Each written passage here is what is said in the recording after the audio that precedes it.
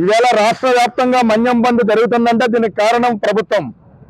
ఎందుకంటే గత నెల రోజులుగా చింతూరు నుండి ఇటు సీతంపేట వరకు కూడా గిరిజనులు పెద్ద ఎత్తున ఆందోళన చేసి జిఎస్ఎల్ మెడికల్ ఇన్స్టిట్యూషన్స్ మరియు కిమ్యూ ఇంటర్నేషనల్ యూనివర్సిటీ భాగస్వామ్యంతో ఇండియన్ అలైన్డ్ ఎంబీబీఎస్ కోర్స్ అడ్మిషన్లు అందిస్తోంది నియో. జివో నెంబర్ 3కి ప్రత్యామ్నాయంగా చట్టం కావాలి. 1/70 యాక్ట్కి వ్యతిరేకంగా కొంతమంది నాన్ ట్రైబ్స్ అందరూ కూడా సుప్రీంకోర్టుకు వెళ్లారు. వెంటనే ప్రభుత్వం జోక్యం చేసుకుని సుప్రీంకోర్టులో ఇంప్లీడ్ కావాలని చెప్పేసి డిమాండ్ చేస్తున్న నేటి వరకు ప్రభుత్వం స్పందించడం లేదు. అదేవిధంగా రాష్ట్ర వ్యాప్తంగా కూడా 1100కు పైగా షెడ్యూల్ ఏరియాలో గ్రామాలు కలపాలని చెప్పేసి గత 3 దశాబ్దాలుగా ఉంది. ఆ విషయాన్ని కూడా ప్రభుత్వాలు మారుతున్నా పట్టించుకోవడం లేదు. అందుకోసం ఇవాళ ఏజెన్సీ మొత్తంగా గిరిజనుల యొక్క ప్రధానమైనటువంటి 3 డిమాండ్ల మీద ఇవాళ రాష్ట్ర వ్యాప్తంగా బంద్ జరుగుతుంది. గతంలో కూడా చంద్రబాబు నాయుడు గారు, సంజయ్ రాయ్ గారు చాలా మంది అధికారం వచ్చిన తర్వాత జివో నెంబర్ 3కి ప్రత్యామ్నాయంగా మేము చట్టం తీసుకొస్తాం, మీరు భయపడొద్దని చెప్పారు. ఇవాళ చట్టం తీసుకోలేదు. మొన్న వచ్చిన డిఎస్సీలో కానీ మిగతా ఉద్యోగాల్లో కూడా 150% మంది గిరిజనుల ఉద్యోగాలు కోల్పోయారు. దీనికి ప్రభుత్వంతో ప్రధాన బాధ్యతగా ఉన్నటువంటి విషయం.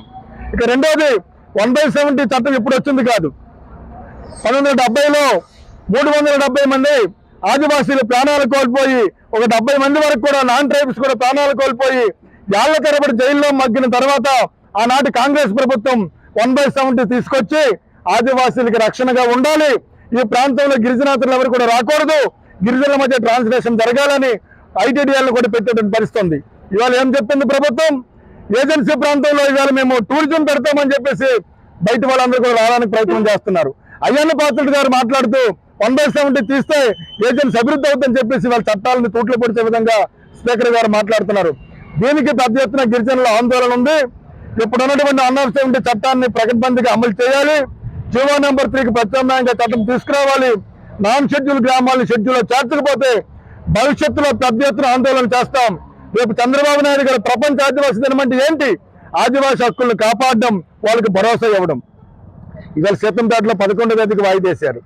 రేపు 9వ తేదీన ఆదివాసీ దినం ఉంటే 8వ తేదీన మంత్రి గారు జరుపుతున్నారు. ఇదా ప్రభుత్వం తాలూకు పనితీరు? ఇదా ఆదివాసీలకు ప్రభుత్వం ఇస్తున్నటువంటి భరోసా అని చెప్పేసి ఇవాళ ప్రభుత్వానికి గిరిజన సంఘం తరఫున మేము ప్రశ్నిస్తున్నాం. రేపు పాడేరులో చంద్రబాబు నాయుడు గారు ఈ 3 విషయాల మీద స్పష్టమైన హామీగా ఇవ్వకపోతే భవిష్యత్తులో పెద్ద ఎత్తున ఆందోళన జరుగుతుంది. దానికి రాష్ట్ర ప్రభుత్వమే బాధ్యత వహించవలసి ఉంటుంది అని చెప్పేసి మేము హెచ్చరిక చేస్తున్నాం. ఇవాళ పవన్ కళ్యాణ్ గారు ఏజెన్సీలో డోలీ మోదలు ఉండాలని చెప్పారు. ఇవాళ ఒక మంచానికి 3 ఉన్నారు. వాళ్ళ పిల్లలు మాత్రం మద్రాసులోన చెన్నైలోనే మాత్రం ట్రీట్మెంట్లు చేసుకోవచ్చు. గిరిజనులు మాత్రం ఇక్కడ ఉన్నటువంటి హాస్పిటల్లో బెడ్కి 3 చెప్పిన మలేరియా జ్వరాలతో ప్రాణాలు కోల్పోతుంటే ఈ ప్రభుత్వం ఏం చేస్తుంది? ఉప ముఖ్యమంత్రి కూడా సాలూరులో చాలా మాటలు చెప్పారు. ఏజెన్సీ నా ఆత్మ అని చెప్పేసి ఇవాళ ఆత్మ ఏమైంది? ఆయన పరమాత్మగా మారిపోయాడా? ఏజెన్సీ కోసం మాట్లాడుతున్నా ఉప ముఖ్యమంత్రి కూడా తేల్చుకోవాలని చెప్పేసి ఇవాళ ఈ ప్రభుత్వానికి హెచ్చరిక చేస్తున్నాం. ఎం తిరుపతిరావు, ఆదివాసీ గిరిజన సంఘం జిల్లా వర్కింగ్ ప్రెసిడెంట్. నా పేరు బిడ్డి కాప్పారావు, గిరిజన సంఘం సీనియర్ నాయకులు. మిత్రులారా, ఈరోజు ఆదివాసీలు సీతంపేట నుండి సింతూరు వరకు రోడ్డెక్కారంటే దానికి కారణం అప్పటికున్నటువంటి ప్రభుత్వం కానీ ఇప్పుడున్న ప్రభుత్వం కానీ మాకు ఏ ప్రభుత్వం వచ్చినా గిరిజనులకి ఆదివాసీలకి నష్టం జరిగే పనులైతే చేస్తూ ఉన్నారు. దానికి వ్యతిరేకంగా ఈరోజు మా గిరిజనులంతా రోడ్డు మీదకి వచ్చారు. అది 3 కారణాలు, నినాదాలు కూడా అవే. జివో నెంబర్ 3ని అరకులో ఏదైతే ఎన్నికల వాగ్దానం చేశారో చంద్రబాబు నాయుడు గారు, ఇప్పుడున్న ముఖ్యమంత్రి గారు, దాన్ని చట్టబద్ధత చేయాలి.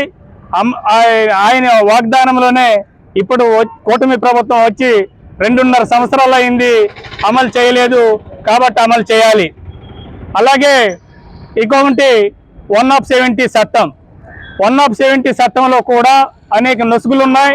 ఆ నొసుగులన్నింటినీ పూర్తి చేసి ఖచ్చితంగా ఇక్కడ ఉన్నటువంటి ఆదివాసీలకి న్యాయం చేయాలని చెప్పేసి కోరుతా ఉన్నాం. ఇప్పటికే అనేక మంది సుప్రీంకోర్టులో కేసులు వేస్తున్నారు. ఆ కేసులన్నీ ఎత్తివేసి ఆదివాసీలకి న్యాయం చేయాలని చెప్పేసి గిరిజన సంఘంగా డిమాండ్ చేస్తా ఉన్నాం.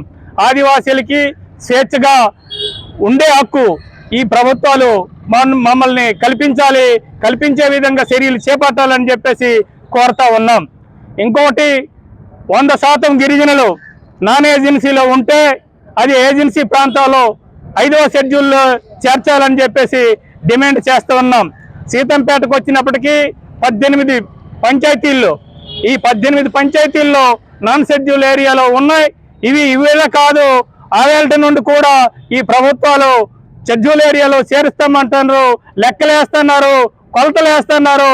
కానీ నాన్ షెడ్యూల్ నుండి షెడ్యూల్ ఏరియాలోకి చేర్చడం కష్టమవుతుంది, చేర్చడం లేదు. కాబట్టి మాకున్నటువంటి మంత్రులు కానీ మాకున్నటువంటి ప్రజాప్రతినిధులు కానీ దీని మీద వెంటనే జోక్యం చేసుకుని మాకు ఖచ్చితమైనటువంటి ఈ షెడ్యూల్ ఏరియాలో చేర్చాలని చెప్పేసి డిమాండ్ చేస్తున్నాం. కాబట్టి అడవుల నుండి ఆదివాసీల్ని దూరం చేయకంట ఇప్పటికే అనేక ప్రాంతాల్లో ఉన్నటువంటి ఎవరైతే తిరుగుబాటు చేస్తున్నారో ఆ తిరుగుబాటు చేస్తున్న వారికి అర్బన్ నక్సలైట్లని లేదా టెర్రరిస్టులని వివిధ పేర్లతోన అణిసివేసే ప్రయత్నాలు ప్రభుత్వాలు చేస్తున్నాయి. అటువంటి అణిసివేతల్ని మరి చేయకంట అడవుల్ని రక్షించవలసిన అవసరము కేంద్ర రాష్ట్ర ప్రభుత్వాలపైన ఉన్నాయి. కాబట్టి అడవుల్లోనే ఆదివాసి పుట్టాడు, అడవుల్లోనే చనిపోతున్నాడు. కాబట్టి అడవులకి ఆదివాసీకి ఖచ్చితమైనటువంటి అనుసంధానం ఉంది. ఆదివాసీ ఒడిలోనే అడవి తల్లి ఒడిలోనే ఆదివాసీ బతికాడు. కాబట్టి ఆదివాసీని మరి స్వేచ్ఛగా బతికిచ్చే అవకాశం ఇవ్వాలని చెప్పి కోరుకుంటూ మీడియాకి తెలియజేసుకుంటూ సెలవు తీసుకుంటున్నాను. ఆదివాసీలు తమ హక్కులు కోల్పోతున్నారని రోజు రాష్ట్ర వ్యాప్తంగా మన్యం బంద్ జరుగుతూ ఉంది. ఇటువంటి సందర్భంలో ఈ జిల్లాలో ఉన్న గిరిజన శాఖ మంత్రి సంధ్యారాణి గారు రేపు జరగవలసిన ఆదివాసీ దినోత్సవం ఈరోజు నిర్వహిస్తున్నారంటే మీరు గిరిజనులా కాదనేసి అడుగుతా ఉన్నాం. నిజంగా ఈ హక్కులు కాపాడే వాళ్ళైతే మా పోరాటానికి మద్దతు ఇవ్వండి. మీరు చట్టం తీసుకొస్తామని చెప్పి ఇప్పటికీ 930 రోజులు అవుతుంది. నేటికి చట్టం తీసుకురాలేదు. 100% ఇస్తామని చెప్పే రిజర్వేషన్ ఎక్కడ అమలు చేయట్లేదు. మీరు అమలు చేయకుండా పోరాటం చేస్తున్న నాయకులపైన ఈరోజు నిర్బంధం చేయడం, అరెస్టులు చేయడం ఇది దుర్మార్గం. ఈరోజు మీ కూటమి ప్రభుత్వం మంచిగా చెప్పుకుంటున్నారు, ఆచరణలో మాత్రం చాలా దుర్మార్గంగా వ్యవహరిస్తున్నారు. శాంతియుతంగా ఆందోళన చేస్తున్న నాయకులపైన కేసులు పెట్టడం ఇది దుర్మార్గం. అందుకనే ఈరోజు ఆదివాసులు అడుగుతూ ఉన్నారు. భోగాపురంలో దింస తీసుకెళ్లి 13,000 మంది విద్యార్థుల చేత రికార్డులు బద్దలు కొట్టారు. మరి మా చట్టాల కోసం మీరు ఎందుకు మాట్లాడరు? మా చట్టాల కోసం మీరు ఎందుకు అమలు చేయరు? రాజ్యాంగం ఉన్నదే కదా మేము అడుగుతా ఉన్నాం, మీ ఆస్తులు ఏమి అడగట్లేదు కదా. అందుకని మా చట్టాలను అమలు చేయండి, మా హక్కులు రిజర్వేషన్ అమలు చేయండి, మా ప్రాంతంలో మా అడవిని, మా ఉద్యోగాల్ని, మా భూమిని రక్షించండి అనేసి మహాప్రభుని అడుగుతా ఉంటే మీరేమీ పట్టించుకోవట్లేదు. ప్రశ్నించి వాళ్ళపైన దాడులు చేస్తున్నారు, ఎస్పీల చేత ఫోన్లు చేయించి నిర్బంధం చేస్తున్నారు. దుర్మార్గం.